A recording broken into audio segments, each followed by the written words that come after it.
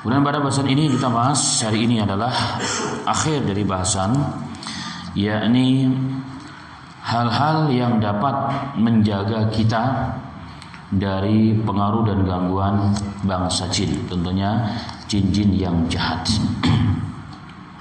Satu dari hal-hal yang paling penting, di antara yang terpenting agar kita terhindar dan terjaga dari gangguan mereka, maka menghindari melakukan perbuatan syirik dan bid'ah. Menghindari perbuatan syirik dan bid'ah, di mana banyak dilakukan praktek bid'ah dan kesyirikan, maka akan banyak pengaruh-pengaruh mereka yang begitu hebat. Maka kita lihat di suatu negara, suatu tempat yang banyak melakukan hal-hal yang jauh dari sunnah, perkara-perkara yang jauh daripada syariat Nabi Muhammad SAW, maka akan banyak terjadi keanehan-keanehan yang luar biasa. Ada orang yang ditusuk ke bank, ada orang yang bisa melihat sesuatu masa depan, ada orang yang bisa ini dan itu dan seterusnya. Dan anehnya itu dianggap sebagai kelebihan. Itu anehnya dianggap satu kelebihan, padahal itu adalah ujian, bahkan mungkin itu efek negatif dari perbuatan-perbuatan yang jauh dari syariat Allah Subhanahu wa taala. Sebagaimana pernyataan ulama salaf terdahulu, tidak ada satu amalan yang tidak sesuai dengan ajaran Nabi alias bid'ah kecuali akan datang kepada mereka syaitan-syaitan. Bahkan terkadang pelaku bid'ah tersebut diberikan seakan-akan khusyuk, seakan-akan mudah kalimatnya menyentuh hati orang. Faulqiya alaihil buka, bahkan akan diberikan kepadanya kekuatan untuk bisa menangis. Untuk apa tujuannya? Listatu, untuk bisa menjaring orang dalam kesesatannya. Maka jika itu dilakukan, maka akan banyaklah praktek-praktek atau hal-hal yang mudah sekali mengganggu kaum muslimin. Maka kita lihat di mana saja satu bukti, bahkan lembaga pendidikan Islam, jika di dalamnya diajarkan perkara-perkara yang tidak sunnah, maka banyak terjadi keanehan yang luar biasa. Orang lagi sholat diganggu, orang sedang tidur diganggu, orang sedang wudhu diganggu, dan seterusnya. Kenapa ada itu? Karena banyak melakukan perkataan syirik dan bid'ah. Itu yang pertama. Yang kedua, demi terjaganya kita di hal tersebut, menjaga doa-doa ma'thurah, doa-doa atau zikir-zikir ma'thurah yang disunahkan oleh Rasulullah SAW. Karena itulah yang menjaga, memperisai diri kita. Contoh, mau tidur ada doanya, ada adabnya. Mau makan, mau masuk WC, mau masuk rumah, mau pakai baju, mau masuk baitul khala, itu semua diajarkan oleh Nabi kita Muhammad SAW. Hubungan suami istri semua diajarkan oleh Nabi Muhammad SAW. Jika ini diamalkan 24 jam, maka insya Allah kita terjaga dari perbuatan tersebut. Satu contoh, hadis sahih dalam banyak riwayat, kisah Abu Hurairah yang kemarin telah disampaikan ketika beliau menjaga gudang zakat. Gudang isinya adalah harta dan makanan dari zakat kaum muslimin ataupun sedekah, di mana tiap malam selama 3 hari berturut-turut didatangi oleh sesuatu seperti makhluk yang berupa manusia yang mengambil makanan tersebut. Ternyata dia adalah syaitan. Kemudian diberitahukan kepada Abu Hurairah dari jin tersebut, setan tersebut, satu amalan yang jika dibaca maka tidak akan mampu mendekati orang yang membaca tersebut dan keluarganya dan hartanya. Itu apa? Membaca surat atau ayat Qudsi. Dalam riwayat ditambah dengan ayat terakhir dari surat Al-Baqarah, maka akan terjaga dan terlindungi daripada gangguan tersebut. Tolong anak-anak diberitahu biar nggak dikit. Baik, ini satu contoh. Nah, tapi ini semuanya perlu keyakinan, perlu yakin betul dengan sunnah Nabi Muhammad SAW. Dan ini hal yang paling penting. Itu juga diamalkan cukup. Termasuk juga azkar, doa-doa pagi dan sore yang disunahkan, yang betul dalilnya, betul sunnahnya.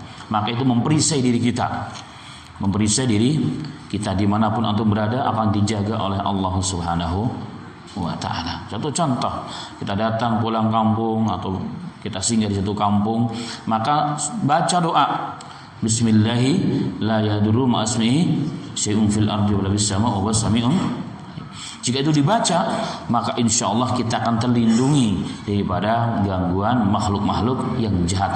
Bukan hanya jin, bahkan makhluk-makhluk hewan yang lain pun akan Allah jaga kita daripada gangguan mereka. Dan ini semuanya adalah sesuai dengan tuntunan Nabi Muhammad SAW. Jadi tidak cukup sunnah Rasul cukup menjaga kita.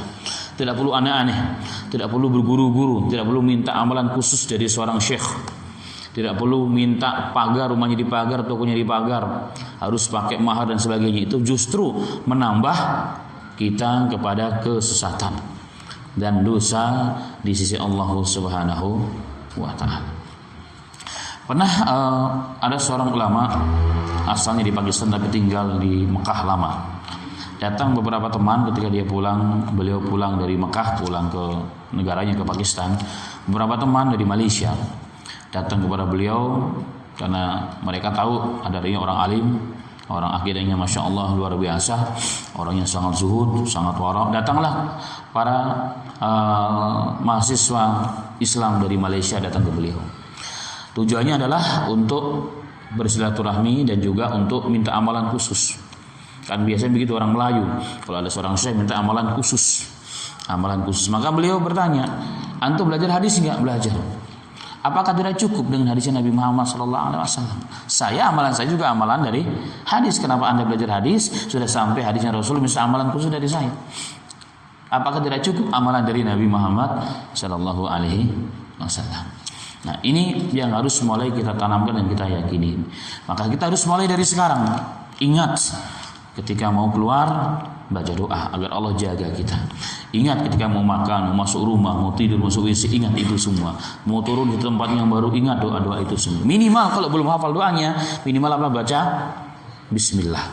Minimal sekali, maka insya Allah Allah menjaga kita. Kemudian yang berikutnya juga usahakan kita menjaga wudhu. Usahakan kita menjaga wudhu, terutama jika mau tidur. Apalagi antum berada di wilayah, bukan wilayah antum, wilayah baru, sedang dalam perjalanan, sedang ada tugas di luar kota dan sebagainya. Karena banyak orang-orang itu yang tidak suka kadang-kadang. Apalagi di Indonesia, di dalam pedalaman itu luar biasa. Maka jaga wudhu. Kenapa? Karena pernah kita sampaikan juga dalam bahasan amalan penghantar husnul khatimah. Di antaranya adalah menjaga wudhu ketika mau tidur. Dalam hadis yang diriwayatkan Imam Tabrani dalam Mu'jamnya, Mu'jam Awsat dengan sanad yang jayyid, diriwayatkan dari Abdullah bin Abbas radhiyallahu anhuma, anna Rasulullah sallallahu alaihi wasallam qala, "Tahhiru hadhihi al-ajzat wa tahharakumullah. Fa innahu laysa min 'abdin yabitu tahiran illa bata ma'ahu fi syi'arihi malakun la yanqalibu sa'atan min al-laili illa qala Allahumma ighfir li 'abdika fa innahu bata tahiran." Subhanallah. Diriwayatkan oleh Abdullah bin Abbas radhiyallahu anhuma bahwasanya Nabi Muhammad sallallahu alaihi wasallam telah bersabda, "Tahiru hadi adzat." Sucikanlah jasad ini, kata Rasulullah. Badan kita bersihkan, cucilah dengan taharah yang betul. Taharakumullah, semoga Allah akan membersihkan jasad antum, kata Rasulullah. Sesungguhnya fa innahu laisa min abdin, tidaklah seorang hamba tidur dalam kondisi suci, artinya bersuci, berwudu sebelumnya, illa bata mau fi syi'arihi malakun, kecuali akan bersamanya seorang malaikat.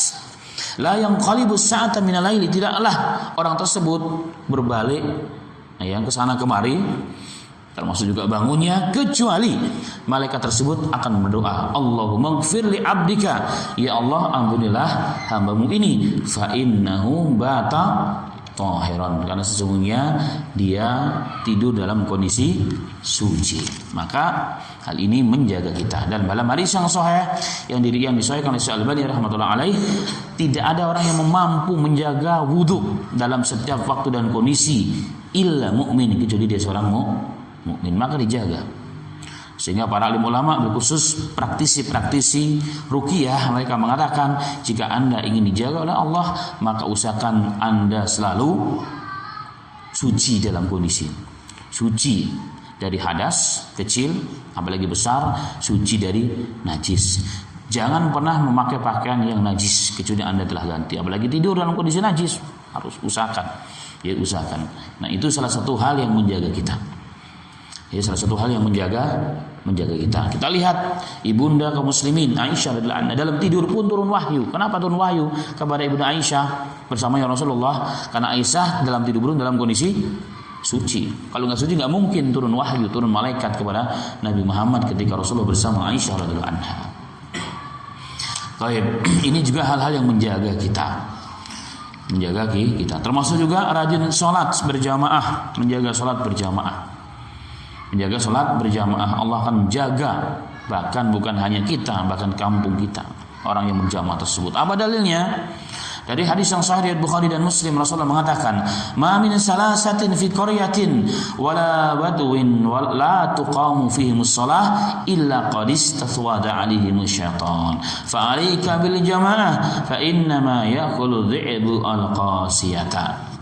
Rasulullah mengatakan, tidaklah ada 3 orang di satu kampung atau satu lembah dan tidak dirikan sholat berjamaah di sana, kecuali mereka semua telah dikuasai oleh syaitan. Jadi orang banyak tapi tidak ada sholat berjamaah, kita nggak ada sholat berjamaah, berarti orang tersebut dikuasai oleh syaitan. Fa'alaikum bil jamaah, hendaknya kalian menjaga jamaah, terutama sholat berjamaah, karena sesungguhnya serigala itu akan memangsa seekor kambing yang terpisah dari temannya. Begitu juga orang yang tidak biasa berkumpul dalam sholat berjamaah, dia mudah diganggu oleh pengaruh setan. Tidak perlu menyalahkan orang lain, giring kita, oh banyak orang hasad dengan saya ini. Oh enggak, memang Anda sendiri yang memberikan jalan dan sarana mereka mudah mengganggu kita. Ini hal penting ma'asyiral muslimin untuk kita ingat terus. Kita mau keluar rumah, baca doa. Jadi supaya jangan diganggu oleh siapapun. Karena itu dijamin oleh Nabi kita Muhammad sallallahu alaihi wasallam, dan azkar yang lain tentunya itu rajin untuk diamalkan, rajin untuk dibacakan. Dan sekali lagi, hindari perbuatan syirik dan bid'ah, perbuatan yang tidak ada contoh dari Nabi Muhammad sallallahu alaihi wasallam. Termasuk juga memakan barang yang haram, memakan riba. Ini adalah tempat singgahan mereka. Karena sesuatu yang haram masuk dalam tubuh kita ibadah nggak diterima, sholat nggak diterima, doa pun tidak diterima. Maka yang menemani kita siapa? Syaitan. Yang menemani kita adalah syaitan. Dan tidaklah tumbuh daging, sebuah daging dalam tubuh seorang manusia, illa kecuali diharamkan oleh Allah al-jannata, wa diwajibkan dia masuk dalam nerakanya Allah Subhanahu wa taala. Wan naru aula biha, dalam riwayat yang lain, wan naru aula biha, dan daging tumbuh dari perbuatan dari harta yang haram, maka neraka tempat yang paling pantas untuk ditempati oleh orang tersebut. Inilah amal-amalan yang simpel sebenarnya yang kita harus jaga. Ini amal-amal yang sangat simpel yang kita jaga. Artinya semakin kita mengamalkan sunnah dohir dan batin dari ujung rambut sampai ujung kaki, maka Allah semakin menjaga kita. Itu catatannya sebenarnya. Jadi semakin kita menjaga sunnah yang kita anggap kecil tapi kita jaga, itu semua sisi lain selain kita mendapatkan pahala juga, maka dengan asbab itu Allah menjaga kita daripada gangguan bil khusus, gangguan makhluk-makhluk yang jahat kepada kita. Dan itu merupakan janji Allah Subhanahu wa taala. Baik. Ini sebagai pelengkap dari bahasan yang sebelumnya. Kemudian bahasan yang berikutnya pelengkap juga terkait dengan ini. Biasanya kalau dibahas tentang seluk-beluk kehidupan jin, dibahas juga akhirnya adalah apa? Babul ain. Bab penyakit ain. Apa itu penyakit ain? Penyakit ain di Indonesia memang belum begitu familiar. Orang belum banyak mengerti penyakit ain itu, tapi itu hak. Penyakit ini adalah penyakit dengan pandangan mata.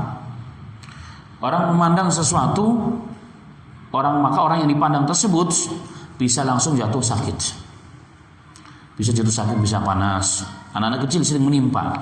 Anak-anak yang kecil, kita punya anak kecil kan lucu biasanya. datang orang begitu banyak, termasuk orang-orang non-muslim. Orang muslim kan sudah pasti, kalau dia terheran, kagum dengan sesuatu, nggak mungkin mengucapkan Masya Allah, Subhanallah, jarang. Tapi yang dikatakan astaga dan kalimat-kalimat yang tidak baik. Maka anak tersebut bisa langsung sakit saat itu juga. Seketika bisa langsung sakit. Nah, penyakit ini hak. Bahkan dalil Quran dan juga dalil hadis Nabi Muhammad SAW. Yaitu itu penyakit ain, penyakit yang bisa menyebabkan orang langsung sakit. Bahkan dalam hadis Nabi Muhammad SAW mengatakan, seandainya al-ainu haq, penyakit ain itu, penyakit pandangan mata itu hak, walau kana syai'un sabaqal qadara la sabaqathul ainu. Jika tidak ada takdir sebelumnya, orang itu bisa mati, maka orang bisa mati gara-gara penyakit ain ini. Dan ini banyak menimpa di mana-mana dan orang tidak sadar. Baik, kita lihat dari Quran. Dalil tentang penyakit ain dari Quran, kesan pandangan mata itu kekaguman, pandangan kekaguman. Apalagi kalau pandangan itu dibarengi dengan hasad dan iri, itu semakin bahaya. Dan itu hak. Dan itu adanya bisa dibuktikan. Dalam Al-Quran ketika Allah bercerita tentang Nabi Yusuf, kisah Nabi Yusuf, bilkhusus ketika saudara Nabi Yusuf alaihissalam meminta izin kepada bapaknya Yakub yang masih tinggal di Palestina mau ke Mesir. Datang ke Mesir untuk meminta bantuan karena sedang terjadi paceklik. Atau pesan bapaknya, pesan Nabi Yakub kepada anak-anaknya, wa qala ya baniya la tadkhulu min babi wahidi wadkhulu min abwabi mutafarriqah wa ma ughni ankum min Allahi min syai' innal hukmu ila lillah alaihi tawakkaltu alaihi yatawakkalul mutawakkilun.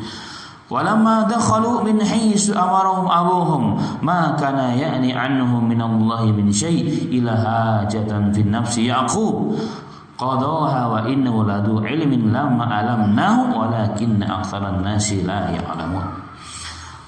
Wa qala, dan ketika berkata Yakub kepada anak-anaknya, la tadkhulu min babi wahidin, kalau kamu masuk ke kota Mesir jangan kamu masuk dari pintu yang sama, dari satu pintu gerbang. Wadkhulu min abwabi mutafarriqah, tapi masuklah ke pintu Mesir dari pintu gerbang yang berbeda. Tujuannya apa? Agar kalian tidak dilihat dengan pandangan kekaguman. Dalam beberapa riwayat tafsir, karena anak-anak Nabi Yakub ini orang Bani Israel. Orang Bani Israel itu secara zahir mereka tampan-tampan laki-lakinya dibandingkan orang-orang Mesir. Maka akan dipandang kalian dengan pandangan yang kekaguman. Ini yang dimaksud. Sehingga Nabi Yakub ini menghindari mereka dari pandangan ain yang bisa memunculkan penyakit ain itu.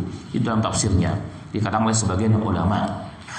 Wa ma ughni ankum minallahi min syai' inil hukmu illa lillah. Karena aku tidak bisa menjaga kalian dengan ketentuan Allah. Jika Allah telah menentukan sesuatu, maka aku tidak bisa melindungi kalian, karena hukum Allah itu akan berlaku. Dan aku berserah diri, bertawakal kepada Allah, dan hendaknya berserah diri pula orang-orang yang beriman kepada Allah Subhanahu wa taala. Baik.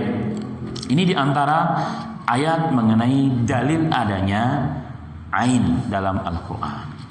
Kemudian juga dalam surat Al-Qalam ayat 51 Allah mengatakan, wa iyyaqadul ladina kafaru la yuzliqannaka bi awsarihim lama sami'u dzikra wa yaquluna innahu lamajnun. Wa iyyaqadul ladina kafaru, dan sesungguhnya orang-orang kafir itu benar-benar hampir-hampir menggelincirkan engkau wahai Muhammad dengan pandangan hasad mereka. Nah, pandangan hasad mereka inilah yang digarisbawahi oleh ulama, inilah pandangan ain. Hampir-hampir menggelincirkan engkau, menjatuhkan engkau. Kapan? Ketika mereka mendengar engkau baca Al-Quran. Wa yaqulun, mereka mengatakan innahu, sesungguhnya dia Muhammad itu adalah majnun. Jadi pandangan mereka orang-orang kafir yang benci juga dengan Nabi Muhammad, hasad juga itu adalah pandangan ain. Itu disebutkan oleh sebagian ahli tafsir. Itu dalil adanya penyakit ain dari Quran dan hadis Nabi Muhammad SAW. Dari hadis begitu banyak tadi di antaranya disebutkan. Dalam hadis yang lain, dalam riwayat Bukhari dan Muslim, Rasulullah mengatakan al-ainu haq. Ain itu adalah hak, benar adanya. Benar adanya. Rasulullah juga mengatakan dalam riwayat Imam Ahmad dengan sanad yang sahih, disahihkan oleh Al-Albani dalam Silsilah Ahadits Shahihah dan Jami' Shaghir dalam kitabnya Al-Imam Suyuti. Rasulullah mengatakan innal aina latula'u birajuli biiznillahi hatta yas'ada halikan fayaraddada minhu. Subhanallah. Rasulullah mengatakan innal ain, sesungguhnya pandangan mata itu akan menimpa seseorang, memberikan kesan kepada seseorang di mana orang tersebut sedang berada di atas yang tinggi, seperti di atas gunung. Maka dengan pandangan orang tadi, melihat orang tadi dengan kekaguman, maka dia bisa menjatuhkan dirinya di atas gunung ke bawah. Bisa terjun tiba-tiba, jeder jatuh. Kenapa? Karena pandangan ain. Ini hati-hati. Itu sabda Rasulullah dan hak sabda Nabi Muhammad SAW. Dalam hadis yang lain, al-ainu haqqun tastanzilul haliqa. Hadis riwayat Ahmad dengan sanad yang sahih juga. Rasulullah mengatakan ain itu, pandangan ain, penyakit ain itu hak. Bahkan bisa menjatuhkan orang di atas gunung ke bawah. Di atas gunung sampai jatuh ke bawah. Subhanallah. Dalam hadis yang lain Nabi Muhammad SAW dari Bukhari, aksaru ma yamutu min ummati ba'dal qada'illah wa qadarihi bil aini. Rasulullah mengatakan kebanyakan umatku ini meninggal dunia setelah takdir ketentuan Allah dan takdir Allah, maka sebab berikutnya itu karena ain. Karena ain yang tidak terobati, kemudian telah datang waktunya sehingga dia meninggal dunia. Baik. Maka dari Quran dan hadis jelas ya. Kemudian bagaimana pendapat ulama mengenai pandangan ain tersebut? Berkata Al-Imam Al-Hafidh Ibnu Katsir rahmatullah alaihi dalam tafsirnya, beliau mengatakan al-ainu isabatuha wa ta'siruha haqqun bi amrillahi azza wa jalla. Bahwa pandangan ain itu, penyakit ain itu bisa menimpa orang dan bisa berikan kesan kepada orang itu perkara yang hak. Dan ini semua juga atas izin dan perintah Allah Subhanahu wa taala. Al-Imam Ibnu Hajar Asqalani dalam Fathul Bari mengatakan haqiqatul ain, hakikat ain itu adalah melihat sesuatu dengan keinginan baik sebenarnya. Dengan keinginan baik, dengan keinginan baik awalnya. Tapi kemudian kadang-kadang muncul perasaan hasad dari orang lain ketika melihat orang yang dilihat tersebut karena kaguman atau karena apa saja, maka pandangan seperti itu bisa menyebabkan doror, menyebabkan kerusakan dan malapetaka dan juga sakit orang yang dipandang tersebut. Kemudian Al-Imam Ibnu Athir dalam kitab An-Nihaya beliau mengatakan asabat fulanan ainun idza nadara ilaihi aduun aw husudun fa atharatihi fa marida bisababiha. Al-Imam Ibnu Athir mengatakan si fulan itu terkena pandangan ain.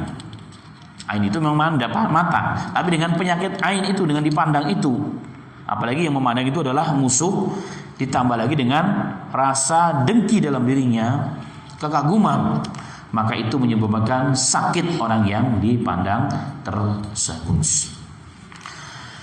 Allahumma musta'an. Baik. Kemudian perbedaan pandangan ain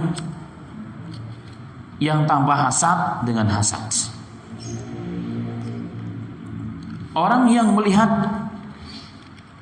orang dengan kekaguman tanpa dengan hasad, itu pandangan ain.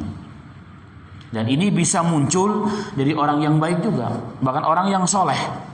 Orang yang soleh ketika melihat orang temannya terkagum-kagum, dia lupa dengan Allah, tidak menyebut Allah, tidak mendoakan dia, tidak mengatakan barakallahu fihi atau barakallahu fika dan seterusnya, maka orang tersebut bisa langsung jatuh. Contohnya, ada seorang sahabat Nabi Muhammad Sallallahu Alaihi Wasallam yang meriwayatkan bahwa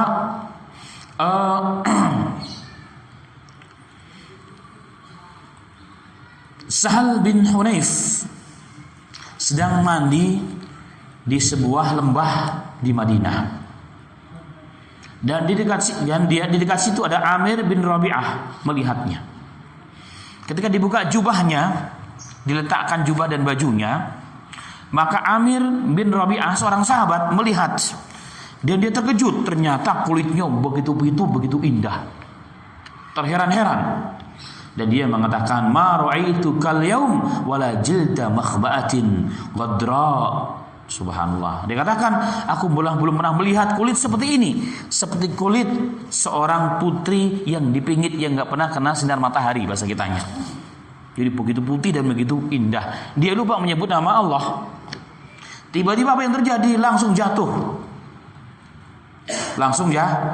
Jatuh dalam riwayat, dan tubuhnya jatuh langsung panas. Kemudian digotong ke rumah, dilaporkan kepada Nabi Muhammad sallallahu alaihi wasallam. Kemudian Nabi Muhammad sallallahu alaihi wasallam mengatakan, "Apakah kamu kira-kira tahu penyebab ini, bahwa ini adalah ain?" Ya Rasulullah, kira-kira siapa orang yang kamu kira yang melihat ini dan dia lupa mendoakan kamu? Maka dia mengatakan, para sahabat yang lain mengatakan, kayaknya Amir bin Rabi'ah. Maka Amir bin Rabi'ah dipanggil oleh Rasulullah SAW dan dia datang. Kemudian Rasulullah mengatakan, "Allama yaqtul aladukum akhah ala barakta." Dia hampir salah seorang di antara kalian membunuh saudara kalian. Kenapa? Ketika kau melihat dia seperti itu dalam kondisi Masya Allah, hendaknya kau berikan doa dia kepadanya. Barakallahu fiik. Semoga Allah berkati engkau dengan kulitmu yang begitu indah. Itu kata Nabi Muhammad SAW. Ya sudah, kalau gitu sekarang iktasil lahu, kamu bersuci untuk kesembuhan orang tersebut. Maka dia mencuci dirinya, mencuci wajahnya seperti wudu, mencuci wajahnya, mencuci kedua tangannya sampai mirfaknya, kedua kakinya sampai kedua lututnya, dan juga di bagian-bagian dalam tubuhnya. Dan ditampung air suciannya tersebut di sebuah bejana. Kemudian Nabi Muhammad SAW meminta air tersebut kemudian disiramkan, atau dalam beberapa riwayat diusapkan ke beberapa bagian, dan terakhir disiramkan dari belakang orang yang sakit tersebut. Kemudian dia dengan izin Allah sembuh. Nah, ini satu dalil bahwa ain itu bisa muncul dari pandangan orang yang baik. Tapi satu itu dia lupa mendoakan orang yang dilihat. Dan ini berbahaya. Nah, tetapi kalau pandangan ain dan hasad itu pandangan orang yang jahat, yang tidak suka ketika temannya, saudaranya mendapatkan nikmat Allah yang baru, punya mobil baru, punya ini baru, maka dia melihat dengan pandangan permusuhan. Maka orang yang dilihat atau barang dilihat itu bisa hancur.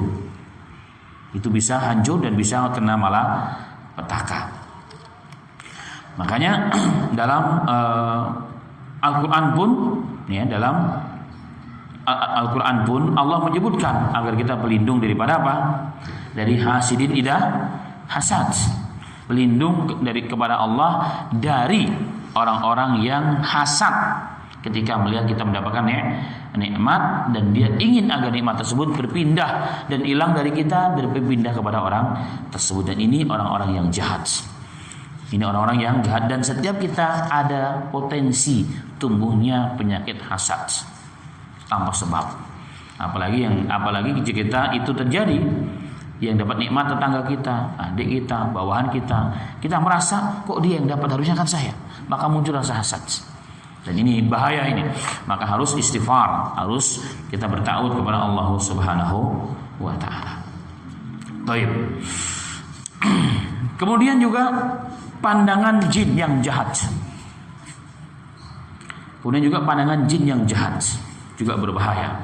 Diriwayatkan dari Abu Sa'id Al-Khudri radhiyallahu anhu, beliau mengatakan, karena Rasulullah sallallahu alaihi wasallam yata'awwadu minan ainil jan summa ayunin nas summa ayunil ins. Falamma nazalat al-muawwidatani akhadahuma wa taraka ma siwa dzalika. Dalam riwayat Tirmidzi dan hadis sahih, Abu Sa'id Al-Khudri radhiyallahu anhu mengatakan, adalah Nabi Muhammad sallallahu alaihi wasallam biasanya bertawud kepada Allah, yakni minta perlindungan dari pandangan jin dan pandangan manusia. Jadi penyakit ain dari pandangan jin dan pandangan manusia. Jadi Rasul banyak berdoa dengan doa-doa yang cukup banyak. Nah, ketika diturunkan oleh Allah 2 surat terakhir, Qul a'udzu birabbil falaq, Qul a'udzu birabbin nas, itu surat perlindungan, namanya muawwidatan. 2 surat perlindungan, maka Rasulullah meninggalkan doa-doa yang lain dan berpegang teguh dengan 2 surat tersebut. Artinya dibaca pagi dan sore menjadi surat untuk melindungi diri Nabi Muhammad sallallahu alaihi wasallam. Nah, ini satu ilmu. Maka minimal kalau kita malas betul, belum sempat baca doa-doa pagi dan sore, minimal jangan sampai lupa tuh doa. Membaca, memwiridkan Qul a'udzu birabbil falaq dan Qul a'udzu birabbin nas pagi dan sore 3 kali. Itu minimal sekali. Kenapa? Karena itu 2 surat pelindungan yang digunakan oleh Nabi Muhammad SAW untuk melindungi dirinya dari pandangan ain manusia dan pandangan ain jin. Baik. Dan ini menunjukkan kepada kita bahwa jin pun terkadang melihat kita dengan pandangan hal tersebut dan dia lupa dengan Allah Subhanahu wa ta'ala, atau tidak menyebut untuk membesarkan Allah Subhanahu wa ta'ala, maka tiba-tiba kita sakit, maka tetangga kita sakit, anak kita sakit dengan tanpa sebab, tiba-tiba saja nggak ada gejalanya, itu bisa jadi dari pandangan jin. Maka kita harus berlindung daripada hal tersebut. Taib. Lalu bagaimana cara berlindung?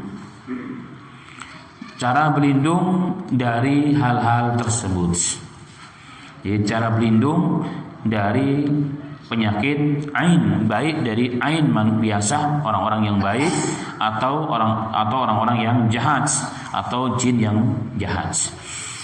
Maka ulama mengatakan sama dengan kita berlindung kepada gangguan jin, mengamalkan doa-doa pagi dan sore. Pagi dan sore menjaga sunnah-sunnah Rasulullah, maka insya Allah pandangan mereka nggak akan mampu menembus diri kita. Nah, yang jadi masalah adalah anak-anak kita yang masih kecil, di mana mereka tidak paham dan belum bisa berdoa. Maka bagaimana caranya? Kita yang mendoakan. Kita mendoakan, pegang kepalanya, atau tanpa dipegang juga ada masalah, didoakan. U'iduka bi kalimatillahi tammati min syarri ma. Itu minimal. Aku melindungi engkau dengan kalimat Allah yang sempurna, kalimat Allah yang maha kuasa dari gangguan seluruh makhluk-makhluk Allah. Dan ini disunahkan oleh Rasul, dan Rasulullah juga melakukan kepada cucunya Hasan dan juga Husain. Taib. Itu diantara cara perlindungan. Jadi zikir itu, azkar pagi dan sore ternyata manfaatnya besar sekali, muslimin. Selain kita mendapatkan pahala, itu tuntunan Rasulullah SAW. Kita mendapatkan barokah dan banyak hal, ketenangan dan lain sebagainya. Sebagai bukti cinta kita kepada Allah dan Rasulnya, ternyata ianya juga melindungi kita, memberikan perisai dalam diri kita. Makanya zikir pagi dan sore itu disebut husnul muslim. Apa artinya? Perisai bagi orang muslim, melindungi diri kita dari gangguan makhluk-makhluk Allah yang jahat kepada kita. Karena banyak di sekitarnya makhluk-makhluk yang jahat.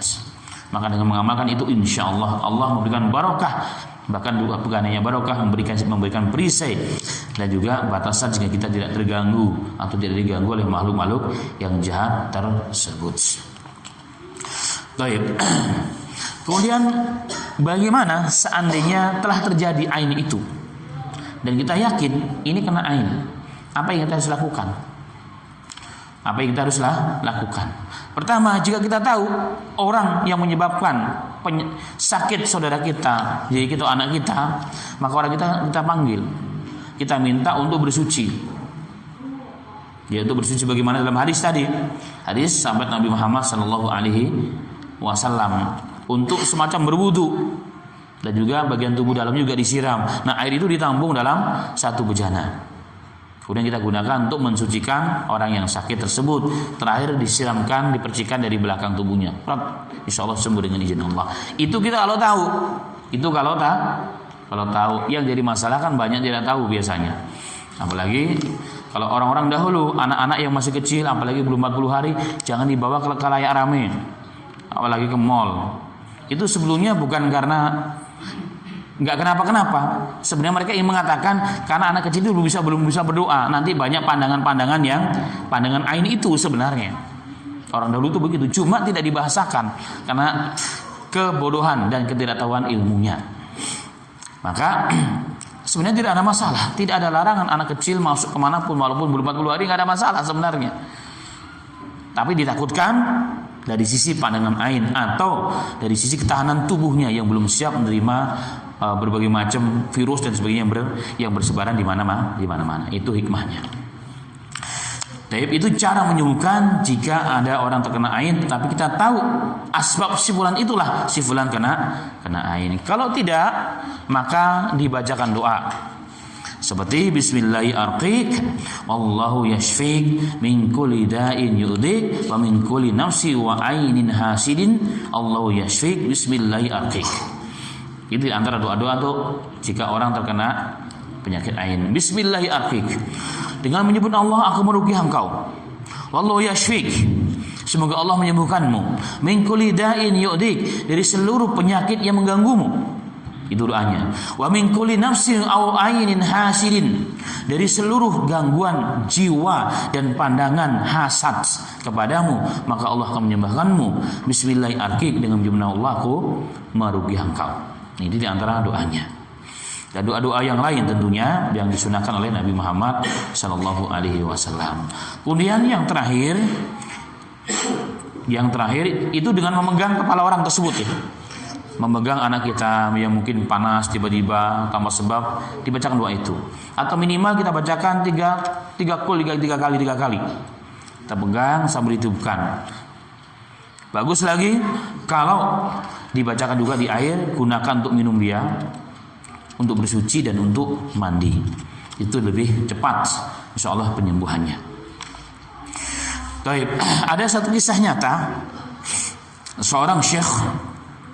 Seorang syekh diberitahukan bahwa tetangganya atau saudaranya, anaknya yang biasanya nyusu masih kecil, masih nyusu dengan ibunya, tanpa sebab hari berikutnya tiba-tiba ketika didekatkan puting susunya ibunya ke bayi tersebut, bayinya menolak. Bayinya tidak mau menyusu, tapi dia lapar. Tapi ketika didekatkan dia menangis dan dia menjauhkan puting tersebut. Ini sering terjadi. Maka disampaikanlah masalahnya karena ibunya stres akhirnya.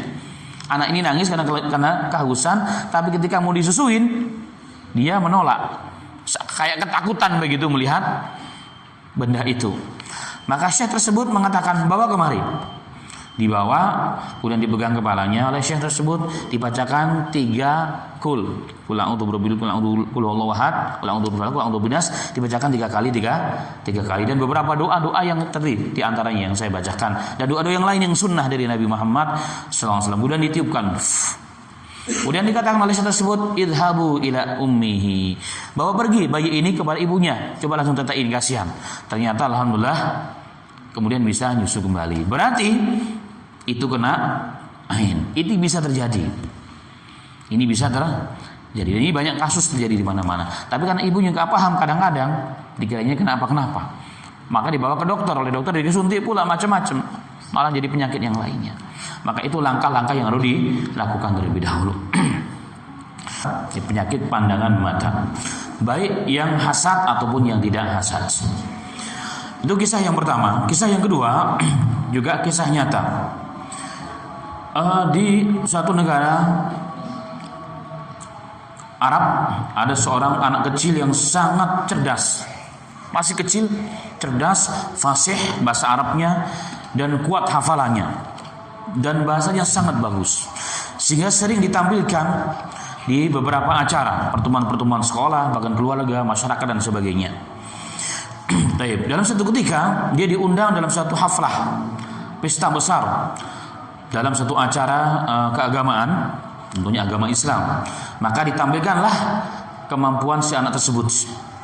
Setelah itu, setelah hari berikutnya dia pulang ke rumah, tiba-tiba anak tersebut nggak bisa bicara. Tiba-tiba nggak bicara tanpa sebab. Maka bapak ibunya bingung, galau, kacau, sehingga karena tanpa sebab, nggak ada sebab apa-apa, nggak ada sakit, nggak ada apa, maka dibawalah ke dokter, diperiksa ke dokter. Setelah didiagnosa di rumah sakit, juga dokter bingung, ini nggak kenapa-kenapa, semuanya sehat. Semuanya sehat. Maka disampaikanlah berita tersebut kepada seorang syekh. Syekh tersebut mengatakan, sudah bawa kemari. Kemudian dipegang, dilihat, dari matanya kelihatan dia ini kena ain. Jadi ceritanya ternyata, jadi menurut syekh tersebut kemungkinan besar anak ini ketika dia tampil, orang banyak terkesan, kagum, dan mereka ketika terkagum dengan suaranya, kecerdasannya, kelihayannya, kefasihannya dan seterusnya, orang itu lupa mendoakan anak tersebut. Dan ini bukan hanya satu orang, itu banyak. Maka langsung efeknya adalah apa? Dia tidak bisa bicara tanpa sebab. Itulah namanya ain. Dan ini bisa terjadi.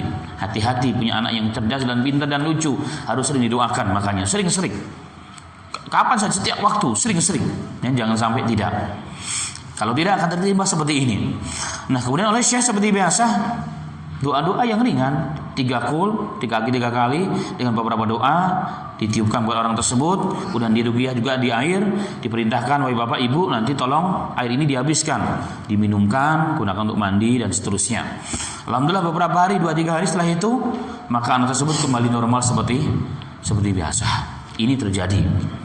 Ini namanya pandangan ain, bukan dari orang jahat, orang baik juga, apalagi orang jahat. Yang ajib lagi adalah terkadang ain juga itu kepada benda, bukan hanya kepada manusia. Diceritakan juga ada rumah seorang syekh, ulama, ahli agama, rumahnya biasa. Kemudian dalam satu hari kedatangan tamu orang kampung pedalaman dari Arab. Bapak dan ibu dua-duanya sudah tua. Taib. Di sana dia tidak melakukan apa-apa, bertamu seperti biasa, kemudian pulang. Kemudian pulang ke rumah.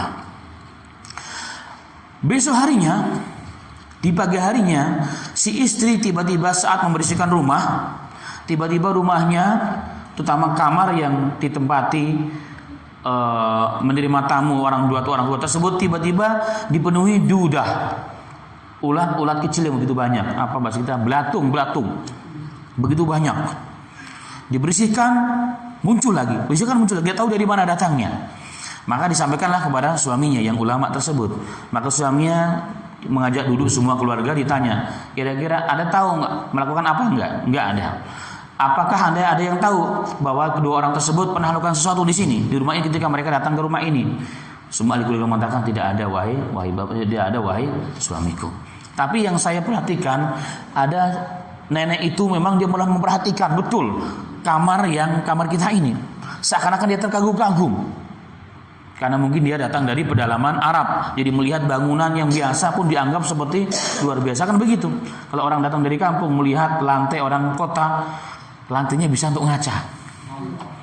Kenapa terkagum? Karena di sana lantainya masya Allah masih dari tanah, sehingga melihat lantai yang kayak di bejit-bejit di rumah-rumah orang-orang kaya itu seperti dikiranya kaca, terkagum-kagum. Nah, ternyata beliau mengatakan, ini dia sebabnya. Maka oleh beliau diminta bejana semacam air di dalam ember atau bak, dibacakan ayat-ayat Al-Quran seperti biasa. Tadi saya katakan ayat-ayat ruqyah dan beberapa doa. Kemudian dengan izin Allah Ta'ala dipercikan ke kamar yang tadi banyak ulatnya, banyak tersebut, banyak belatungnya. Alhamdulillah dengan izin Allah seketika itu bisa hilang. Jadi tidak harus itu karena sihir, ingat ya. Tidak harus karena sihir. Dan kadang-kadang orang langsung menuduh, wah si fulan datang kemari dia bawa setan, bawa sihir. Belum tentu. Hati-hati ini. Karena kebodohan kita. Apalagi kalau model-modelnya kayak orang-orang dukun-dukun datang kemari, wah jangan-jangan dia bawa sihir kemari. Padahal sama sekali nggak bawa sihir. Tetapi apa sebabnya? Karena pandangan kekaguman yang tidak ada disertai menyebut nama Allah. Itu bisa terjadi. Maka catatan dalam bab ini, satu, ketika kita melihat sesuatu yang mengagumkan diri kita, apa saja bentuknya, mau manusia, mau suara, mau benda, mau mobil, mau rumah, maka doakanlah barokah. Barakallahu fika, barakallahu fi. Semoga Allah memberikan barokah pada benda ini pada dirimu dan seterusnya. Atau minimal ucapkan subhanallah wa akbar, masya Allah, la haula wala quwwata illa billah. Maka insya Allah kekaguman kita itu tidak menyebabkan ain. Jika kita sayang dengan benda orang lain, sayang dengan orang lain, termasuk sayang dengan anak kita. Hati-hati kita bangga dengan anak kita. Ternyata cantik ya anak saya, ganteng anak saya. Bisa jadi kena ain gara-gara kita. Makanya kalau hasad, pandangan hasad itu pasti datangnya dari orang jahat, orang yang tidak suka dengan kita. Karena pandangan hasad, kan nggak mungkin kita hasad dengan diri sendiri, dan nggak mungkin kita hasad dengan anak kita, apalagi dengan barang kita. Tapi kalau pandangan ain bisa terjadi diri kita sendiri. Kita melihat mobil kita, terkagum-kagum sendiri, ya kan? Wah, ternyata cakep ya mobil ini dibandingkan punya tetangga, contohnya. Atau kita kagum dengan istri kita, tanpa menyebut nama Allah, tanpa mendoakan istri kita, maka dia kelepek-kelepek nanti. Kita melihat anak kita, bahkan melihat diri kita sendiri bercermin. Oh, ternyata saya gagah juga ya, nggak kalah dengan tetangga sana. Bisa jadi kita jatuh sendiri. Kagum dengan diri sendiri bisa terjadi, ya kan? Wah, gagah juga ternyata, pantas saya jadi tentara, pantas saya jadi polisi, jadi itu. Bisa jadi kita jatuh gara-gara ain sendiri. Maka langsung berta'awudz, doa kepada Allah Subhanahu wa taala. Ini hal yang sangat penting. Dan pandangan ain itu hak. Sekali lagi, hak berdasarkan Al-Quran dan hadis dan fakta yang ada. Tetapi memang di negeri ini masih jarang orang yang mengetahuinya. Maka ucapkanlah subhanallah walhamdulillah wala haula wala quwwata illa billahil azim. Maka kita lihat di negara-negara Arab, di negara-negara Asia Tengah, Asia Selatan, India, Pakistan dan seterusnya, banyak kita lihat rumah-rumah megah ditulis hada min fadli rabbi, ini daripada karunia Allah Tuhanku. Masya Allah, bismillah, la haula wala quwwata illa billah. Banyak ditulis di mana-mana. Tujuannya apa kata mereka? Supaya kalau orang melihat rumah saya gak kena ain. Kenapa? Yang dilihat adalah tulisan itu. Banyak ditulis kita lihat di mobil-mobil. Itu sebenarnya tidak ada contoh dari Rasulullah, tapi ada dari sahabat, diriwayatkan pada sahabat yaitu Abdullah bin Umar. Walaupun riwayatnya ikhtilaf di situ. Tapi sebagian menyesuaikan riwayatnya. Jadi Abdullah bin Umar membawa tulisan seperti lauh begitu, seperti lempengan atau kertas ditulis, dikalungkan kepada anaknya untuk melindungi dirinya daripada gangguan, termasuk juga dari pandangan ain tersebut. Ini ada riwayat juga ditulis, dibahas dalam Fathul Majid, syarah kitab Tauhid. Maka sekali lagi itu juga hal-hal yang harus kita ketahui.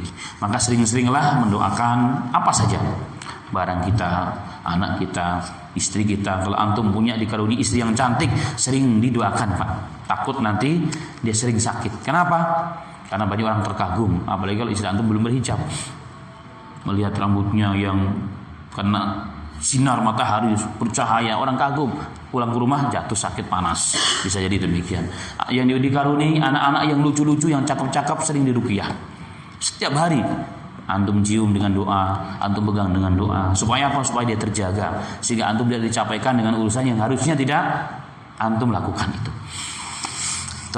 Itu yang mungkin disampaikan pada malam hari ini, dan itu sebagai penutup bahasan kita terkait mengenai dalil nubuwah, bab mengenai pertemuan Rasul dengan bangsa jin dan hal yang terkait dengan hal tersebut. Semoga bermanfaat dan menambah ilmu dan keyakinan kita kepada hadis Nabi Muhammad dan kepada sunnah Nabi kita Muhammad sallallahu alaihi wasallam.